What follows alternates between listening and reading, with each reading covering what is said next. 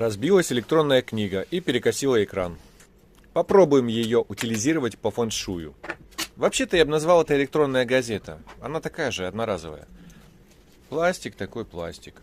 Пока никуда его не пристроить. Дальше материнская плата. Из нее теоретически можно раздобыть нанограммы золота. Аккумулятор, немножко шлейфов, в основе которых медь, и металлические пластины точно можно впарить сборщиком лома. Монохромный дисплей, где нет даже классической диодной матрицы. Технология прошлого тысячелетия. Интересен может быть только археологам. Вот и все, ребята. Покупайте нормальные планшеты, в них больше металла.